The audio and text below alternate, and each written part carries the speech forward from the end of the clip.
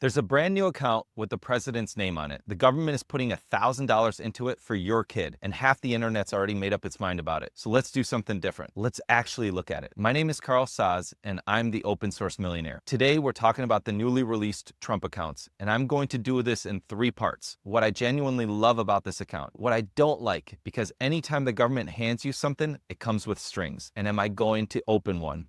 You might be surprised by the answer. Let's start with what I love. Number 1 is something most people never get in life, a safety net. Think about it. If you're born like Trump into money with a wealthy father, you can take risks the average American simply can't afford to take. And this account gives every kid a little piece of that. A child born between 2025 and 2028 gets $1,000 of government money and becomes an investor from day one. Here's why that matters. Right now, about 62% of Americans are invested in the stock market. They're owners of US capitalism, the greatest wealth creation engine of all time. The other 38% aren't. If you could push that number from 62% towards 80 to 90%, a lot of Americans would do a lot better. So I love the government's trying to incentivize this. The second thing I love about this is the flexibility. The money can be used for basically anything. I hate plans that lock up your money and dictate what you're allowed to do with it. Now, I wouldn't spend it in the first few years because you want compounding to do its work, but I love that the option is there. And third, it's tax deferral, which is kind of amazing. You don't pay any taxes on the growth along the way. And when your child turns 18, it becomes a traditional IRA, so you can defer those taxes even further. So on the whole, I love the Trump account.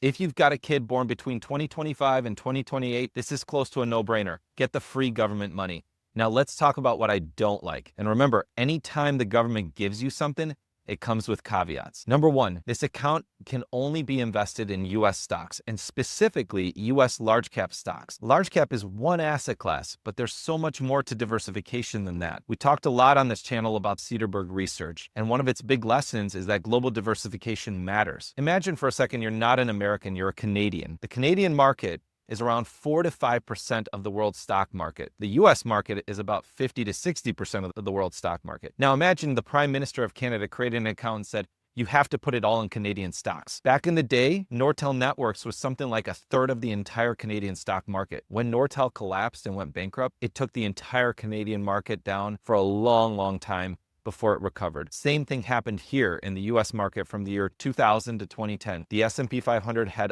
a lost decade, basically flat to negative returns for almost 10 years. The restriction does go away after the account becomes a traditional IRA at age 18, but while your kid is a kid, that's a big no-go for me. Number 2, it can only hold mutual funds and ETFs, so no individual stocks. Here's why that stings for me. When my son was born, I bought him a chunk of Tesla stock. That position now is worth close to $500,000 for him. I couldn't have done that in a 529, and I couldn't have done it in a Trump account. The account restricts asset allocation in a way no institutional portfolio manager would accept. So let's get to what you came here for. Am I going to open one of these?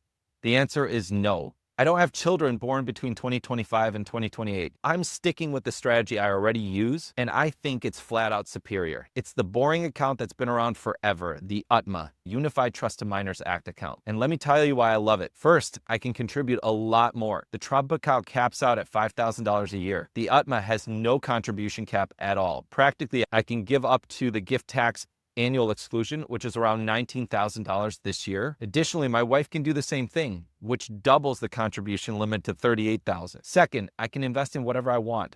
If I want to put the whole thing in Tesla or SpaceX because I think that's going to do well, I can. And if I'm right, there could be millions in that account. I value that level of flexibility. Proper diversification, individual stocks, even crypto, all on the table. And here's the little secret that nobody tells you. If you're invested primarily in stocks and index funds, that's already a super tax efficient portfolio. Say I buy SpaceX today and hold it for 18 years.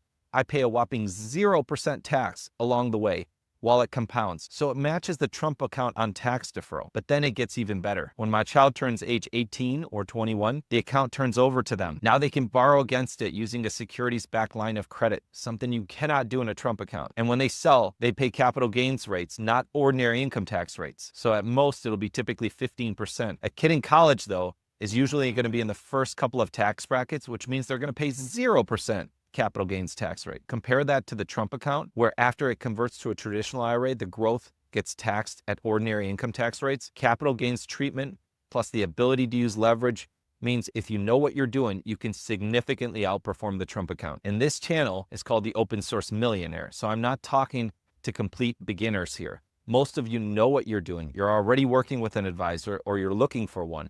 In that situation, I think you've got something much better available to you. I love the idea of the Trump account. I love giving every child a version of the safety net that lets you take real risks without fearing failure. But the lack of diversification, the US only restriction, funds only, no individual stocks, and the conversion to a traditional IRA where you pay ordinary income tax from then on, for me, those are deal breakers. So that's the open book take. If this is the kind of content you like, hit the like and subscribe button. We put out videos every single week on exactly this. And if you want help deciding which of these accounts actually fits your family, that's what my team at Verde does every day. The link's below. I'm Carl Saz, Open Books, Real Decisions, Your Move. I'll see you in the next one.